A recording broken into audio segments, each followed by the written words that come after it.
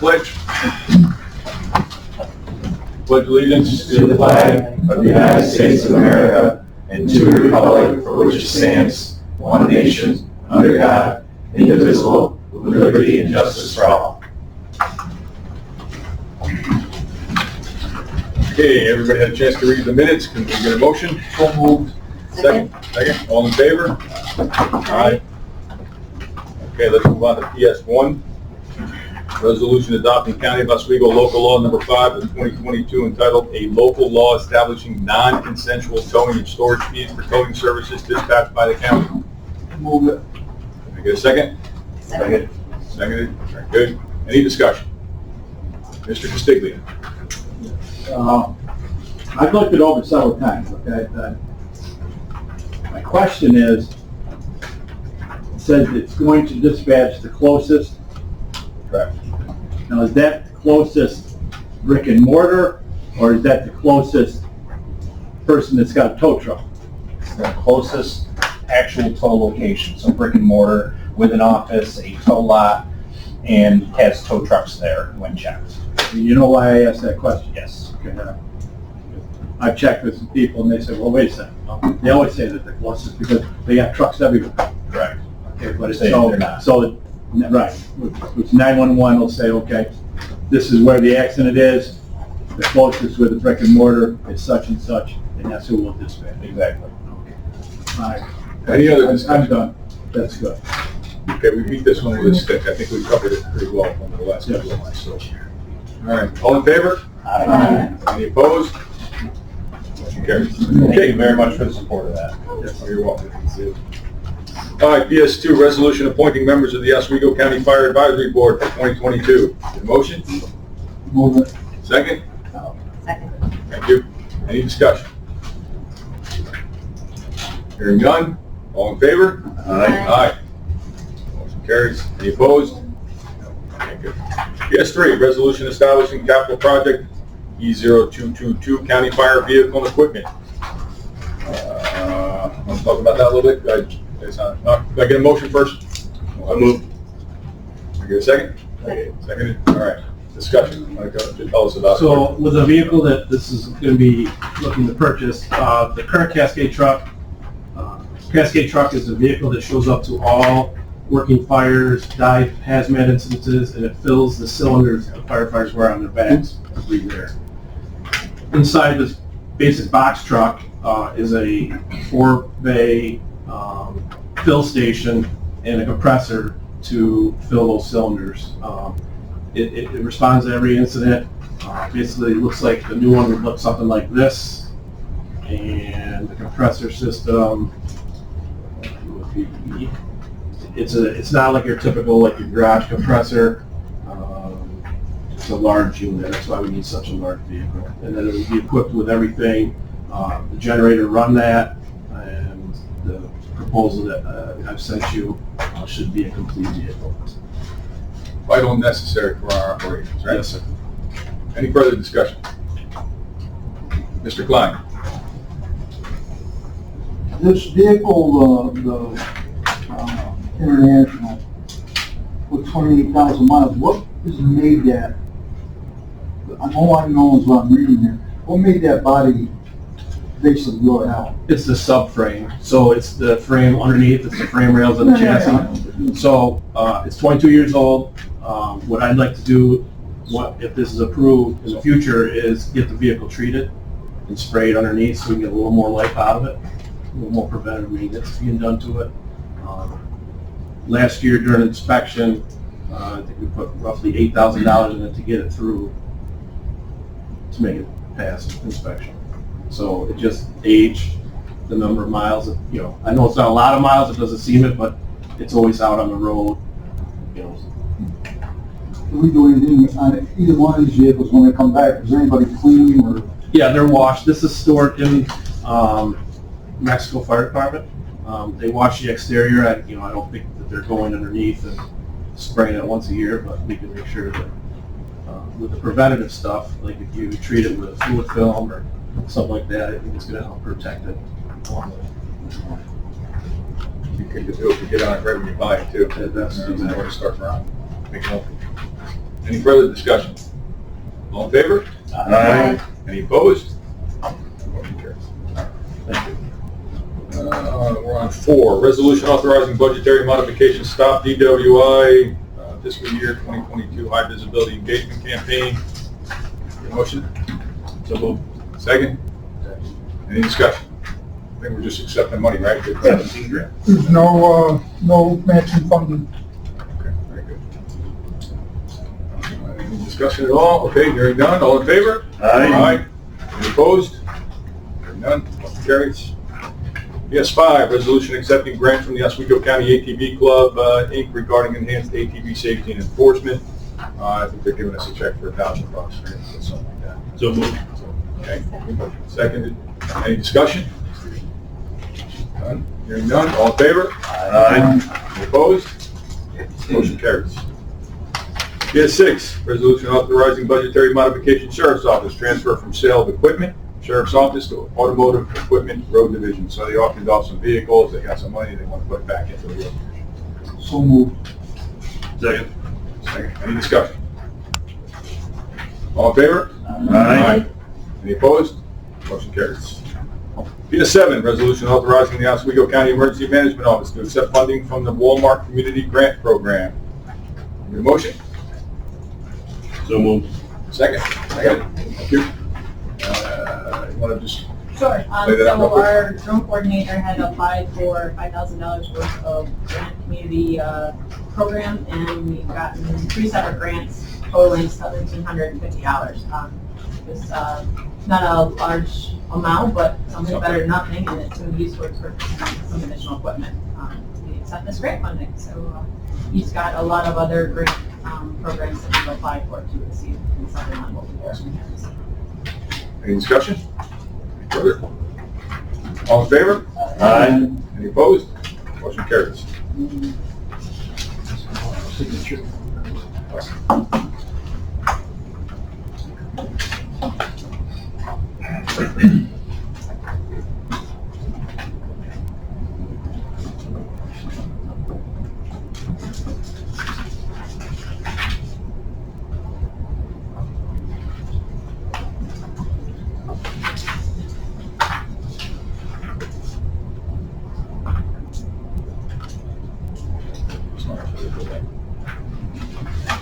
Next on our list is ARPA recommendation projects. We have 2 for public safety. I get a motion for this. Do I need a motion for discussion? Do I get a motion? So moved. Second. Second, thank you. I'll leave in a second. Okay. We have 2 asks or requests that the committee, the ARPA committee has forwarded on to us. The first one is Northern Oswego County Ambulance, NOCA. The applicant requests funds of $139,000 to help equip 2 vehicles they purchased in an effort to better serve the residents in their service area. 7 towns, 4 villages, 3 school districts. Committee's conclusion, the committee recommends approving $139,000. Any discussion on that? Mr. Castiglia.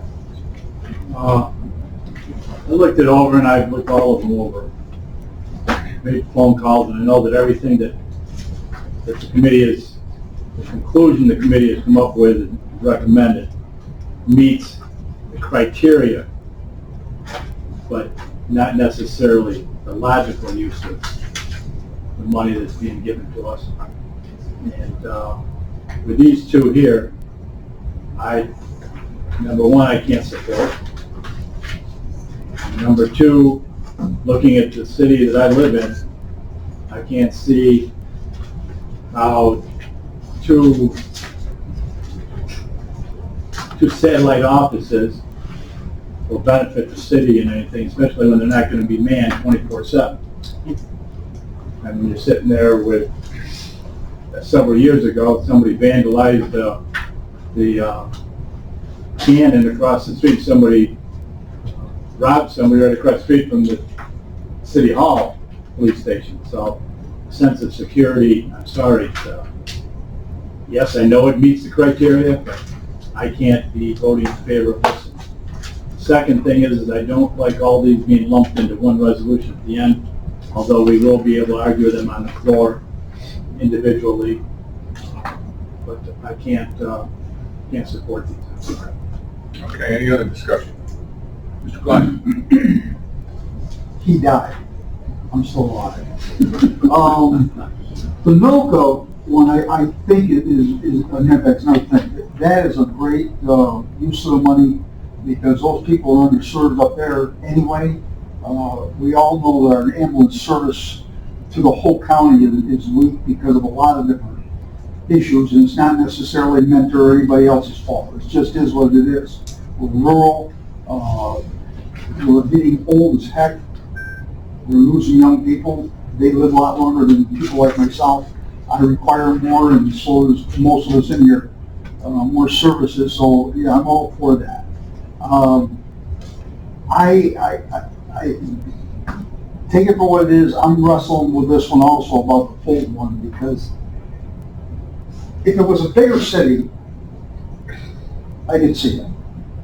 The Fulton's not that big. You drive from one end of it to the other in 7 minutes, especially probably on their high volume times when they have the most problems.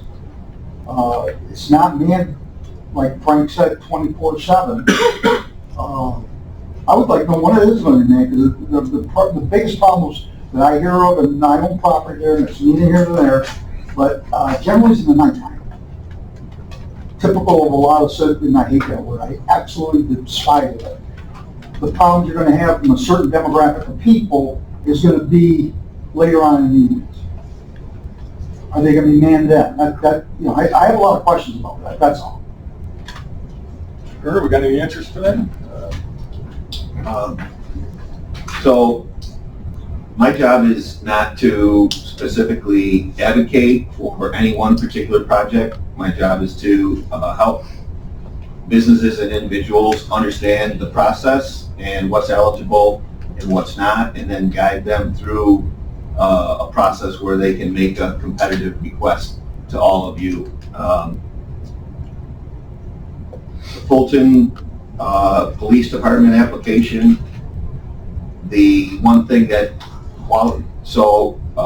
enhancing public safety is definitely an eligible expense.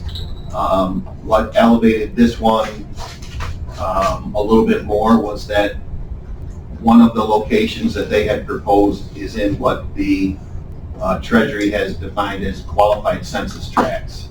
So there's certain census tracts around the country. We have 6 in the county, 2 in Fulton, both on the east side, 3 in Oswego, and then the village of Pulaski are determined to be qualified census tracts. And Treasury encourages investments either to businesses or organizations or even households in those census tracts, because based on their calculations, they determined that those areas were disproportionately impacted during the pandemic.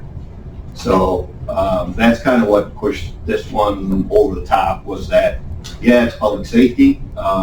They thought that having a presence there, even occasionally, could make the neighborhood seem safer. But the fact that it was an investment in a qualified census tract, I think, is what the committee used as their final deciding factor to move it forward.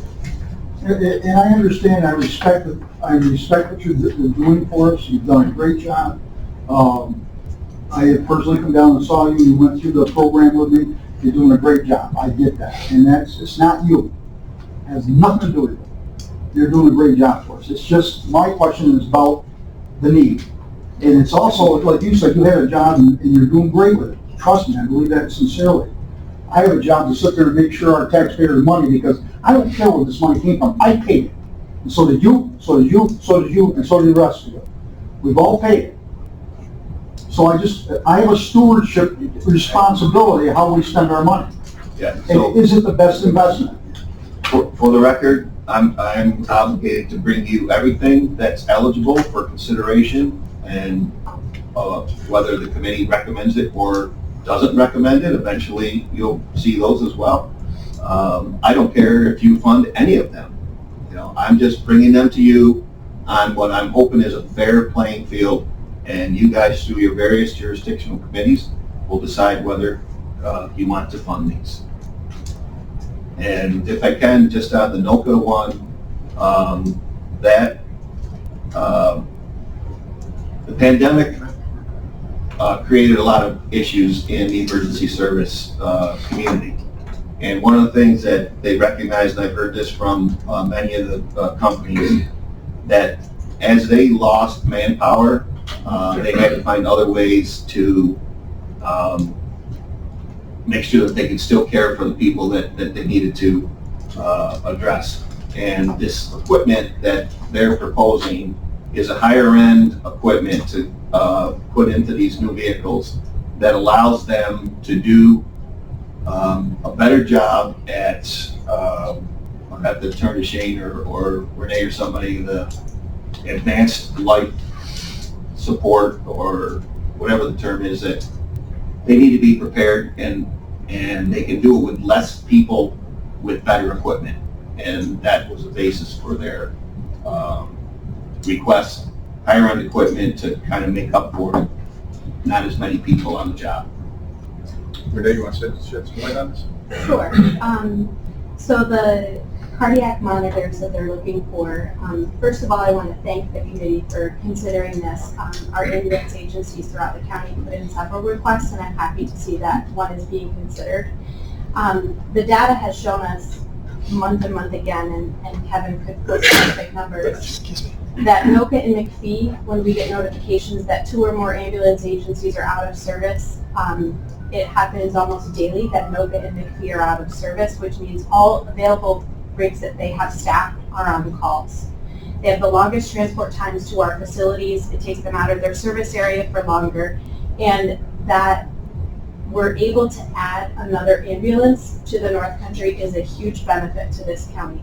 The other thing that they're looking at is an SUV fly car, which is going to provide somebody the opportunity to take life-saving equipment to them quickly, and then that asset does not transport to the hospital, so it stays in service in the area.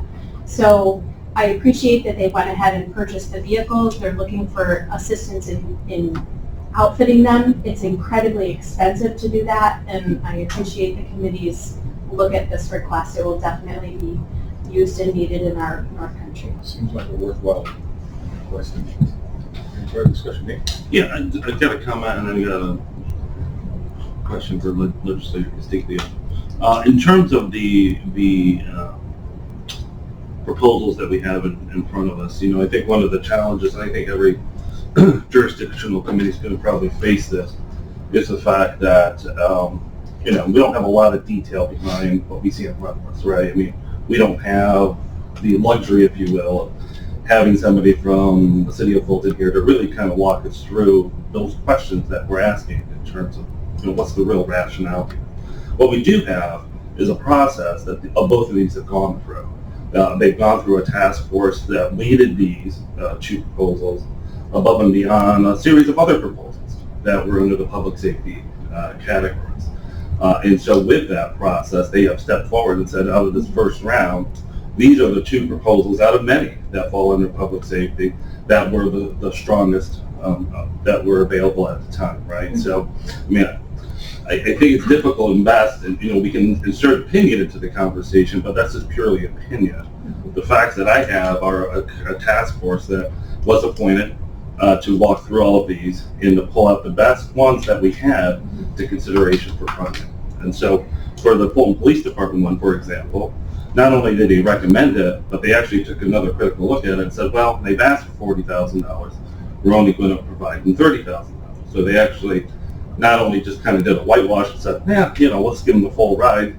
I have to assume there was some level of critical conversation wrapped around that to say, well, to arrive at a $30,000 mark. So to Legislator Castiglia, I guess I'm curious to know whether you spoke to folks that, since this is, within your realm in terms of the city of Fulton, did you have a conversation with the police department over there as to why they were putting forth this proposal? What kind of information did they share with you if you have?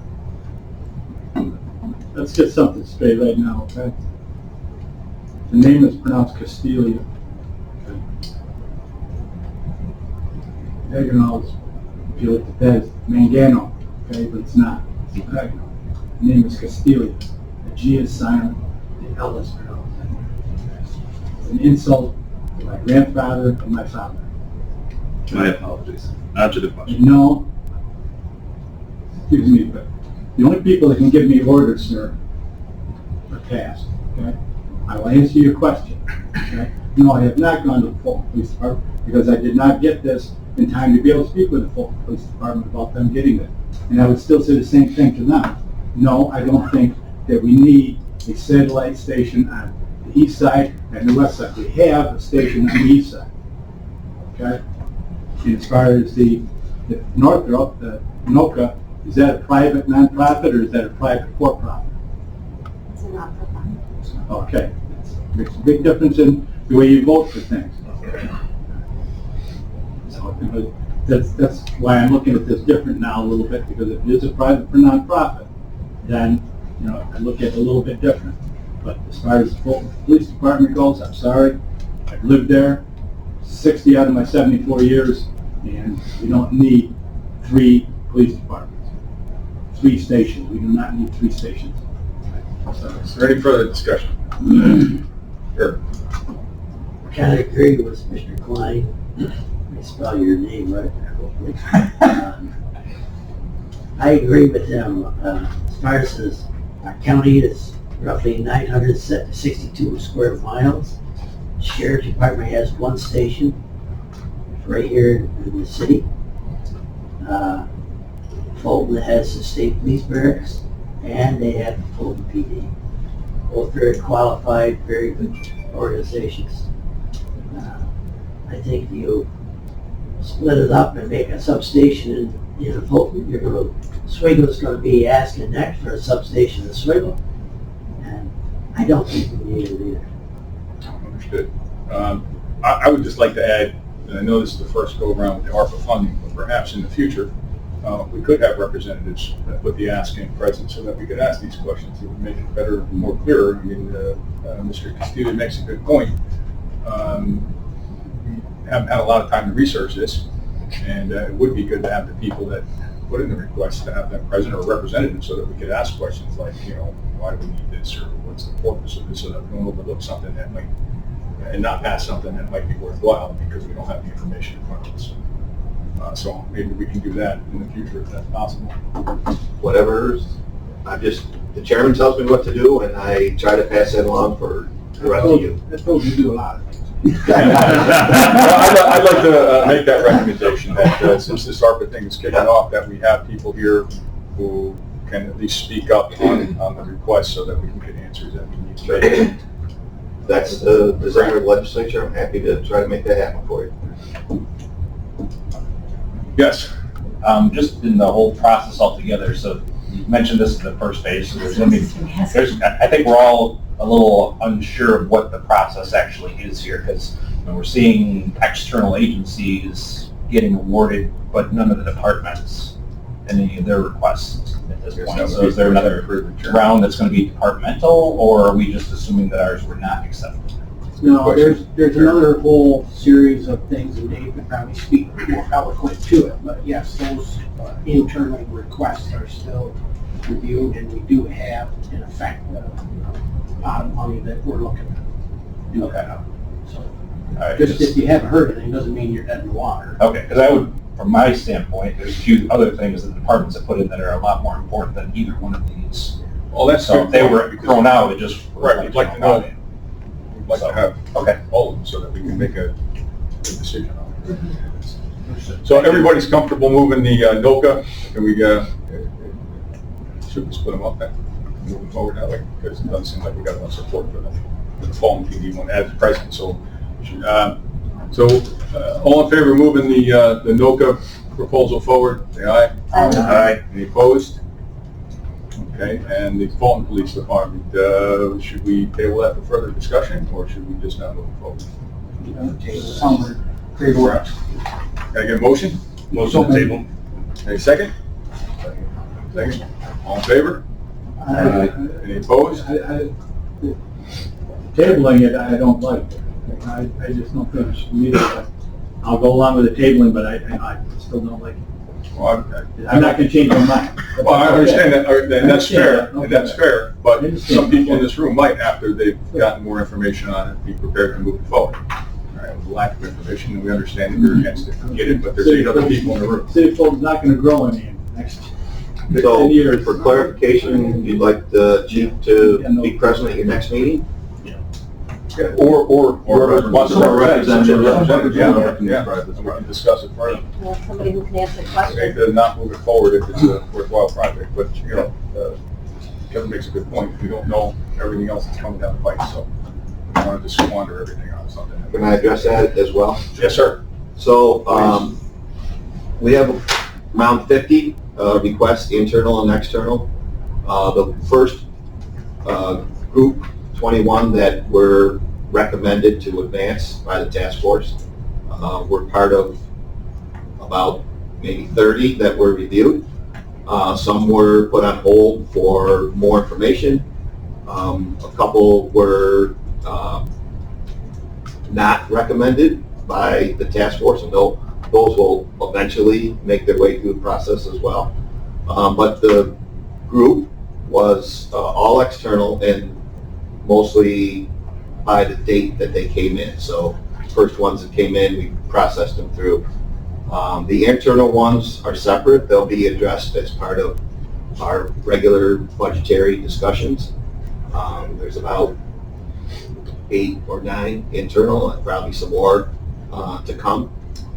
And they're coming in 3 or 4 a week. So it's hard to say that this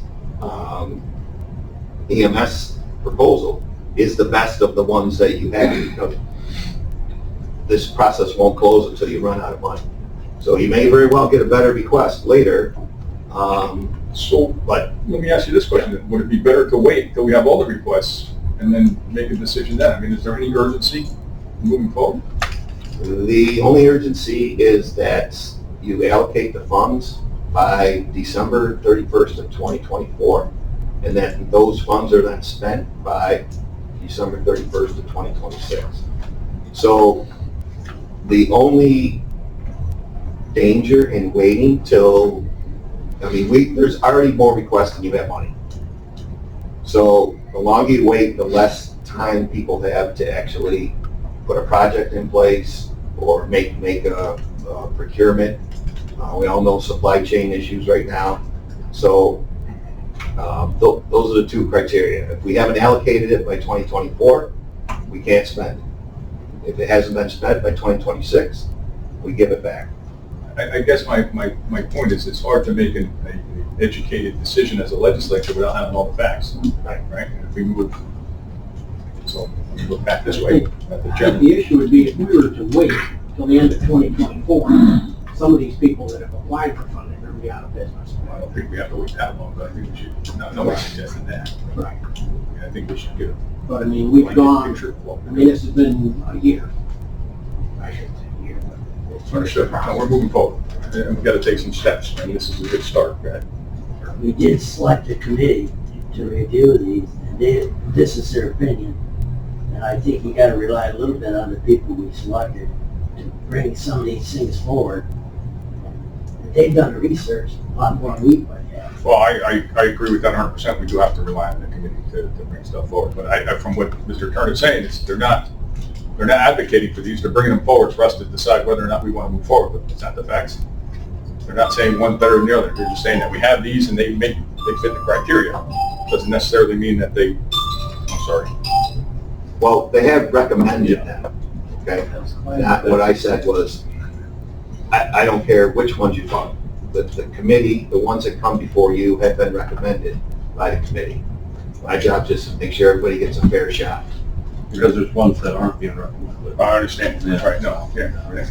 I would like to just advocate moving forward with something like this sooner than later. The sooner we have an ambulance and an SUV in service is going to better serve the EMS in that area. We are not seeing the COVID numbers that we were, the hospitalizations that we were, but we are seeing a lot of other significant acute illness due to people putting off procedures, et cetera, elective surgeries that weren't being performed. There's a lot of secondary medical effect to COVID that is still impacting our system. So I would say the sooner we could get these vehicles approved by the Department of Health and get them in service, the better the EMS system in our county is going to be. And it's directly related to COVID, which is, it's not a hard line for COVID to draw from ARPA funding to EMS. And certainly some of these, and time-sensitive issues should be prioritized. Yeah, I was going to say that. It's hard, one of the challenges, and I think this is what you're alluding to, it's hard to even, when you look at all of these, what are really time-sensitive proposals and what aren't, right? We don't, that's another piece of information we don't have at our disposal. Yeah, could we get, some of these that are more time-critical, can we get those, like, I guess, in such a way that we know that they're time-sensitive, so that we can, ones that we have to make a faster decision on, perhaps? Yeah, we Is that can possible? we'll do our best to try to determine what's real sensitive. And like I said, when we put in supply chain issues, if it's a project, if you're trying to get construction, there's all kinds of things that can influence how long it's going to take to do these things. Understood. Yeah, but something, just something to consider. Quick question, when is the deadline for applying for projects? Like, is there a deadline out there, Dave, where projects have to stop? So you No. can make a decision? No, eventually we'll have allocated all the money. Yeah, the money's gone. It's too late. Well, apparently 2024, we gotta get it in before 2024. I mean, there is a hard deadline That there. makes sense? No, well, Hold on. Go ahead, Dave. Right now, if you allocated everything that's been requested, you'd be out of money. Right. So we're far in excess of what you have available. Just so public safety is aware, I initially put the proposal together for EMS. I gathered information from them, but as we walked through this process and the information that Dave just sent out about having, notarized, we will abide by these, it doesn't make sense for me to be the center of that information. So I'm going back to the EMS agencies and saying, you need to submit your own. So NOCA did a beautiful job of laying out theirs. They had a much more detailed. So just so you're aware, at this committee, I'm going back to those other ambulance agencies and saying, you need to be the asker now. It's not me. So you might see something coming from other EMS agencies, but it just makes sense for them to be in communication. And I think as the process unfolds a little bit more, we'll find better solutions and better answers to move forward with. Instead of, we're just getting started, folks. So bear with us. People are working really hard to do this the right way, and we're trying our best to make sure that it gets done. Yeah. Okay. All right. Any other questions on this? So we tabled this, right? We tabled. Tabled one, and we moved one to finance and personnel. And then let's move on to department reports. Right? Is that where we're at? Yes, sir. Probation. We'll start with you. Thanks. Just a couple things to point out from my report. Our workload's still increasing a little bit here and there. Mostly the investigations are going up, so we'll see how that works out. We've got some staffing changes. We've got a couple resignations. We've got a person retiring, so there's going to be quite a bit of movement coming up. And then the last thing is we are in the process of planning to reapply for a grant that provides services in the programming in the jail that we're doing. So it expires at the end of this year, so we're in the process of applying for that, so hopefully we'll get that. We're also looking at using some of the money for something else, possibly another probation officer position, to do a specialized case load and stuff. So how that works. Good questions. All right, I'm going to jump out of order here because I see Mr. Oakes is here, and I'm going to give him an opportunity to speak if he'd like to. You're good? I'm good, but thank you. Sure. Nothing you want to share with us? Nothing in particular. Okay. Anybody has any All right. questions or? Fair enough. Fire coordinator. There we go. For the end of April's report, we've had 94 activations, 39 structure fires, 8 hazmat team, 14 fire investigations, 1 dive, 1 roll, 25 no response, and 10 other. Just listed out classes that are coming up that are scheduled so far. 2 for the North Country, B4 and IFO starting in July and fall. How's recruitment going? I mean, interrupted, but I haven't heard anything. Yeah. one way or the other. I know there were some departments that had open houses. The last guy, you guys had one? Yep. There's some up north, I think there was a couple more, north of the cities. So it's,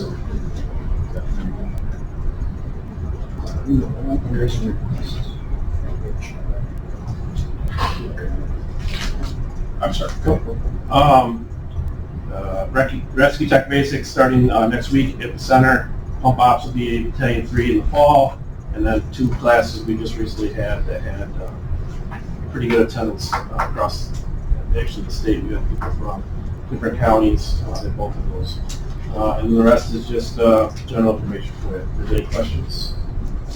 Questions so far? Excuse me. How was the recruitment? So you had one up north, I mean, No, it's definitely, last guys struggled with getting people to come in. We tried the last 2 or 3 years, I think. We get a few people come in, throw a couple applications out, here maybe 50%. We're struggling in our area, at least in Blaska. the reason I ask is I know that, what was it, 5 years ago, Dick? 6, 7 years ago? Numbers were dwindling then. Yeah. And I'm sure that they haven't gotten any better. And looks like it's time to do that again, but, I doubt that we'll get support of it. But, it's tough because it's not that people don't want to do it, it's that they can't do it. They just don't have the time to do it. And the training, it's not like the old days. I've said before, it's not like the old days. It's new. You have to do an awful lot of training, and you have to be committed. People used to leave work to go, fight fires. I can remember getting their calls and they leave. But it doesn't happen anymore. And it's sad because you're calling in 8 fire, to fight 1 fire, and it's not because you're not good. It's because you need the manpower for the safety to be able to have everybody fight that fire. And safety is the most important thing when you're fighting fire. I know, for instance, for Granby, I can speak to that because that's where I belong. They've had an influx recently within the last few months of some new members. Some are transfers from other departments that moved to the area. But overall, in general, I'd say all the departments could use more manpower because, as you just said, legislator, that's what the force is. You got to have the numbers of the people on the grounds. And the point, the main point is that you've got the water districts are key to being able to fight a fire. So we've got to extend our water districts so that the departments that show up have the water to fight the fire. And it's not going to get, any better until we do that. And we are expanding our suburbs. Everybody knows that. You see them going up everywhere, outside the city limits, because people don't want to live in the cities. They want to live in the suburbs. And that puts the pressure on the volunteer fire departments even more because we are expanding and everybody's talking about we need to expand, we need to, infrastructure, we need this, we need that. But the most important thing you need it to be safe. And the only place it's going to be safe is with volunteer fire departments, unless you come up with a countywide fire district. But, that's another subject. But we need to have help for them. We need the districts, water districts expanded so they can fight the fire. Thank you. That's it for me. Mr. Kern. I'll add, since it seems to be a hot topic, Renee put together a very good proposal for recruitment and retention for EMS services. It hasn't been reviewed by the committee yet because there was 2 paths to go down. But should this be a county expenditure and shared with all the departments, or should it be a group of individual requests from each respective department? And either way, you're going to see that request come before you. If you have certain feelings about it, you're the committee that's going to review it. If you want to provide guidance on that, certainly it would help the process. If I may. You may. We did just get some guidance on that. Dave gave us a great suggestion on working with Workforce New York to do paid training for new EMTs. So they put that application together. We did just get accepted at the end of last week as an acceptable course sponsor for for that. So that will help some of our ambulance agencies. However, so this will be modified, that things are ever changing, right? But that's not really applicable for our volunteer fire service individuals. So those people who would want to take a course, the cost would still fall on those volunteer agencies. So we're going to have to modify that a little bit. It was one great step forward, looking at alternate funding other than county funding for EMS education, but we still do need to address the fire side. Okay, well, why don't we move right to EMS since you've got the floor? Continue. Well, I've done a lot of talking on EMS. Sorry, You Nate, have. stole your thunder. Emergency management, we can come to that. But, you know, it's just a process. It's great to be able to help Nate and be here and help bring Nate on board. So, Nate's doing a great job. Very proud. So one of the great things that is in our report was we were able to hold the Max Fatality Course. That's only been given a few times in New York State since coronavirus started. And certainly we cannot bury our heads in the sand and say it can never happen here, because we've certainly seen that it can happen anywhere. And I'm really proud of the progress that we've made in looking at our plan, working with our stakeholders, holding educational courses, and we're in the process of preparing to have an exercise next year. So I really think that we're in a good place as far as making sure we can do everything we can do in the event that Oswego County would have an event like that. So I think that's all I can say on the EMS front. If I can add just a couple Sure. of points. There is a current academy that Mentor, as I mentioned in previous meetings. The practical skills test is going to be June 13th. After that, they'll be eligible to take the state exam, become certified EMTs. As Renee mentioned, we did get approved to Workforce New York for funding for people to take the class. It's going to help us meet our bottom line, not lose money offering these classes, as well as help the agencies alleviate the cost on them to pay for the class. We're continuing to see hospitals struggle in their ERs and their EDs, getting people out, getting space created.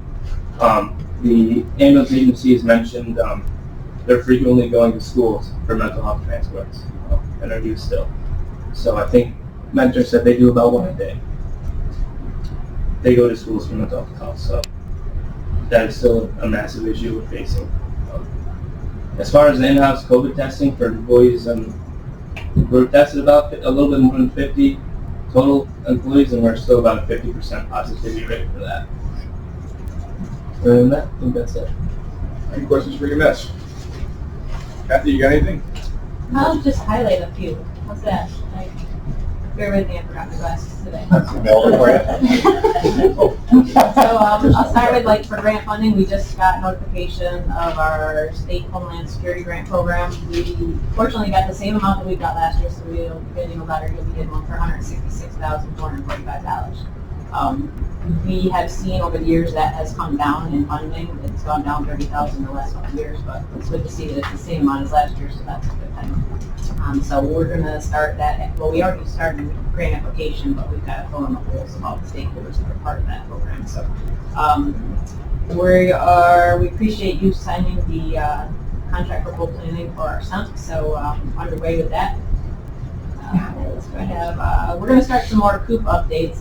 We've had a lot of changeover in departments too, so a lot of new people will be in those places. So our duty that Renee handles very well.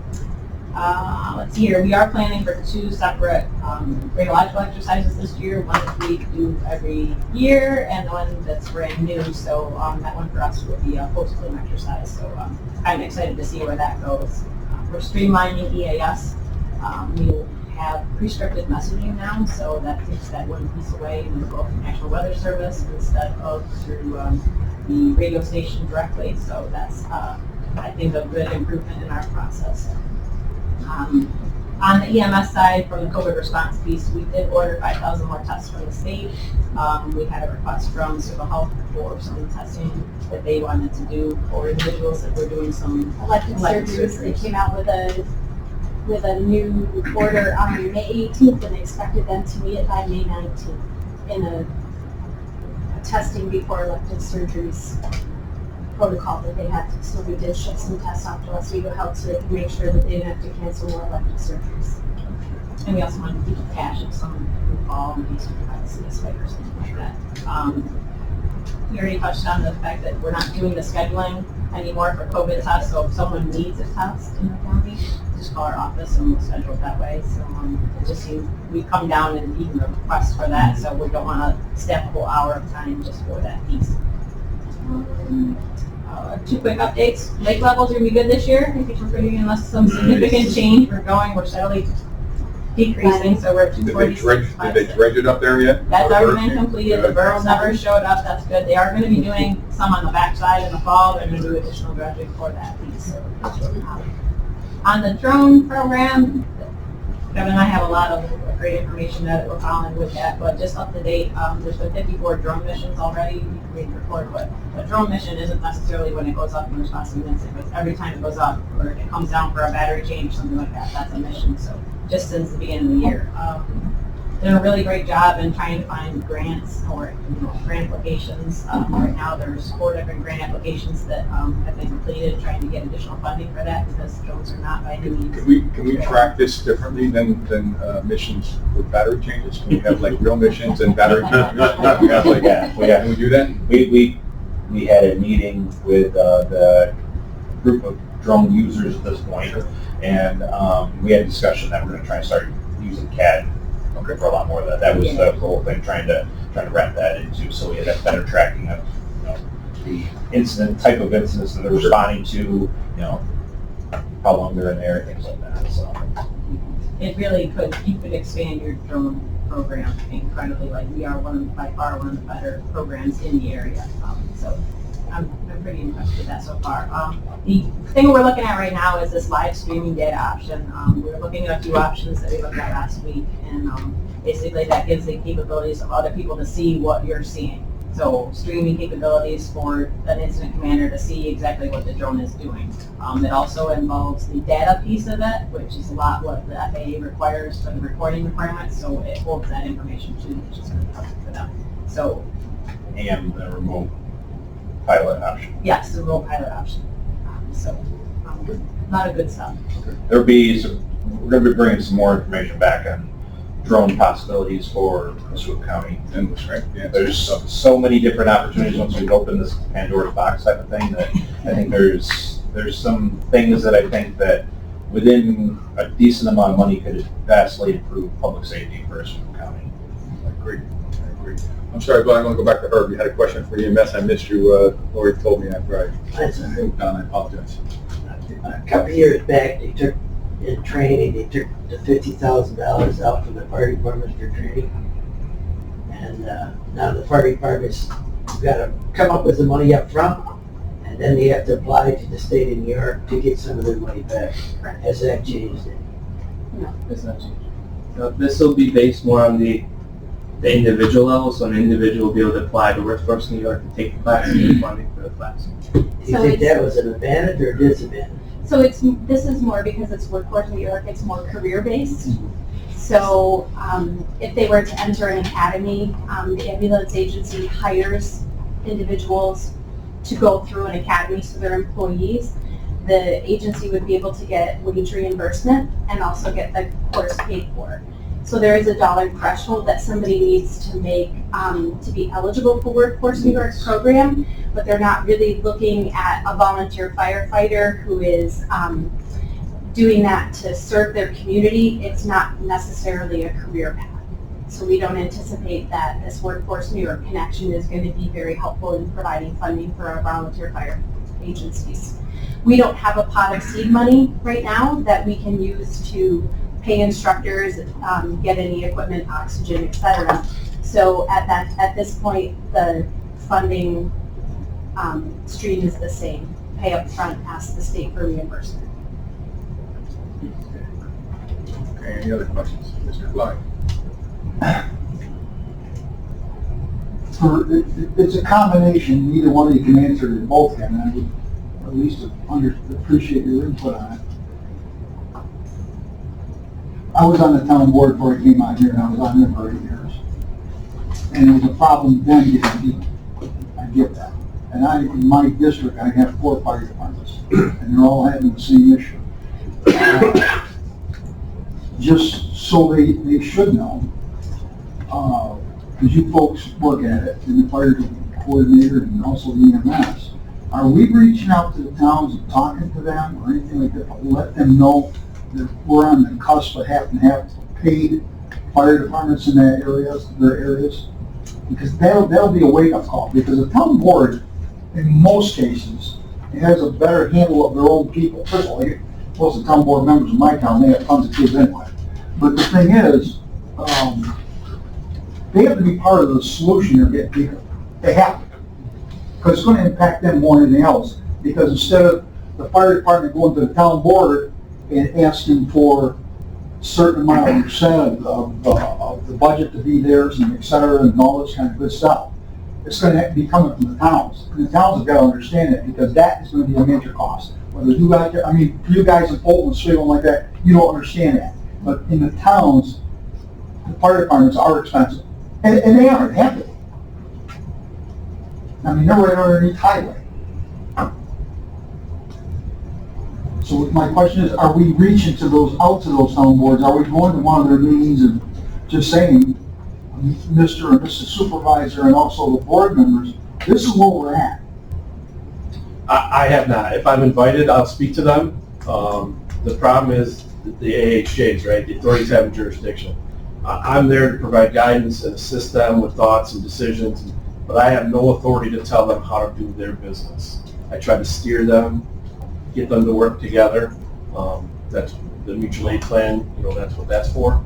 But if, for me to go in and say the XYZ fire department hasn't answered X amount of calls, we're opening a huge can of worms.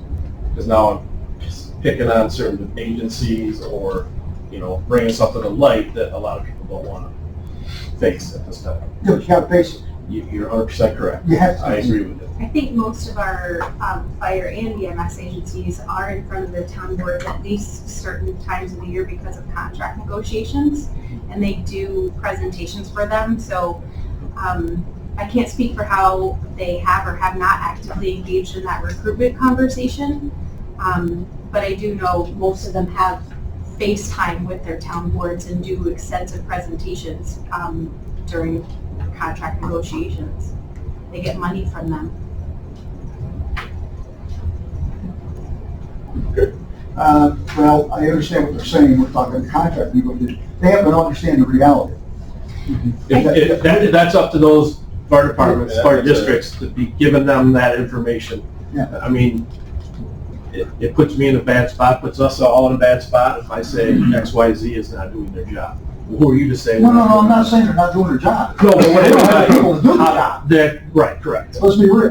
But there are times when agencies aren't able to get out because they don't have that manpower. So then we're moving, the county's involved, none of the ones involved, we're expanding the incident, calling mutual aid, on things that sometimes we don't have that authority to do, but somebody's got to go to that call.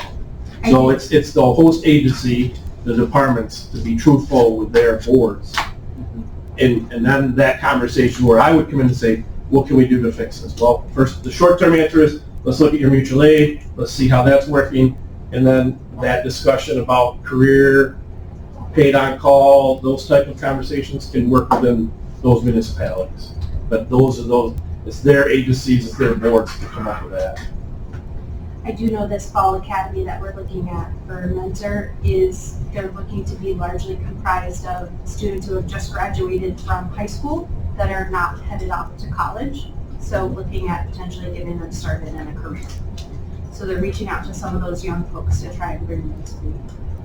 It's a much broader problem than this. It's something that we've been seeing in all agencies. But I just want to move on, if we could, to 911. This is a conversation that we could have for hours and hours. Yep. Okay. We're still seeing a increase in call volume, 35% on average. Our peak times have actually drastically changed. Typically it was Thursday night, Friday night, Saturday night, from roughly about 3 p.m. until about 1, 2 o'clock in the morning. We're trying to ramp up at about 10:30 a.m. now. We're seeing that almost every single day. That our call volume is just it's increased, and with Nate speaking to the mental health calls, those are drastically time consuming for us. So we're not only getting more quantity of calls, but the calls that we're getting are taking up a lot more time than they used to. So we're very, very busy.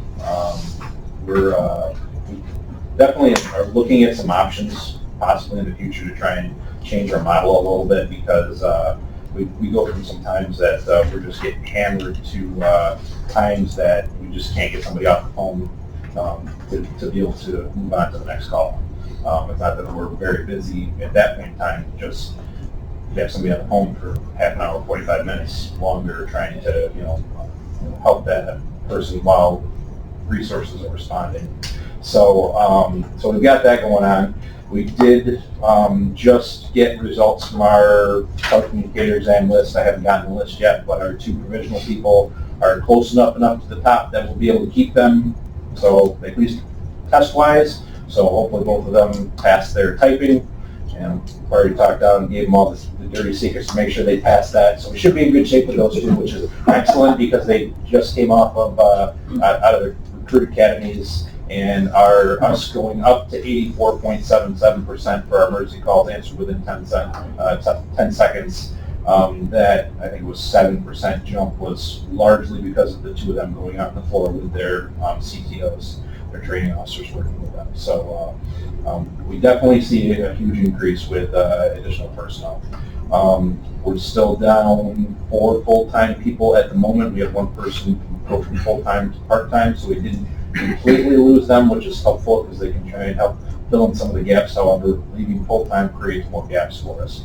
But hopefully off of this list, we'll be able to hire 4 people and be heading back in the direction towards fully staffed, which would be helpful, and give us some opportunities for some restructuring. Beyond that, not sure if everybody saw the news from Onondaga County. They recently implemented a 911 nursing program that is going to allow some of their lower level calls be transferred from 911 telecommunicators over to a nursing program, nursing system. And if that nursing nurse that they talk to gets transferred to determines that they just need to go to an urgent care, they'll say, hey, maybe you should just get in a car and go. Okay, you can't go in a car, then let me call a Lyft or an Uber for you, and get that transport taken care of, that aspect, as opposed to us always having to dispatch an ambulance. Because every time 911 takes a call, we've got to do something with it. We can't just say, oh, it doesn't sound like it's bad enough, and I don't have any ambulances available, so suck it up. We have to send somebody. However, that program looks like it's it's working very, very well. However, it's extremely expensive. I think Onondaga was looking at about $650,000 for a year for that program. So it's something that you guys might start getting some questions on, because in the news media it looks awesome, and it is so far. It seems to be pretty awesome because it's keeping us from having to dispatch an ambulance every single time now. And they're seeing about 50% of the calls or so that they're transferring from 911 over to this nursing service are being taken care of. The other 50% are coming back and an ambulance is getting dispatched to. But that 50% still is alleviating quite a few calls and helping the system. Is it something we can piggyback onto, Kevin? It's something that we could piggyback onto. I don't know what the cost would look at, but I mean, it's an all-encompassing program. So we have started looking into some, my big thing is I want to kind of wait and see how it works for them. Sure. It just went live Yeah, a little over a month ago. So they're getting some good stats and information back from it. But so I just wanted to throw it out there if anybody wasn't aware of it, that it is something that's out there. Nyack County is actually right on Onondaga's heels, looking to jump on with that. I don't know if they've added in the Lyft Uber piece, so it's interesting to kind of see between those 2 programs how that pops out. But These are low acuity calls. This is not Correct. somebody who's having a heart attack Correct. potentially. These are somebody that's called up for a finger laceration, or they're just not feeling well in general, with us trying to get some more information. So essentially what happens is they get a on-demand telemedicine visit right then and there with a nurse. So it's an interesting program. It's just very expensive. So something that I think we're going to look at. We definitely want to make sure there's cost in there for it. So, think beyond that, the only other big thing that we're working on is we are working on a reprogramming. We're getting ready to do reprogramming of all the portables and mobiles across the entire county. So our communication coordinator is going to be doing that, and to speed things up a little bit, we are transitioning from an in-person training course to a video, so a pre-recorded video that the fire departments and EMS agencies can play during their different shifts or during their different drill nights and meetings to try and make it a little bit better. So that way, I'm not going out and doing every single fire department in the county and every single EMS agency. I'd like to, but there's just not enough hours in the day. So, Understood. Any questions for Mr. Castillo? My normal question, what is the starting salary again?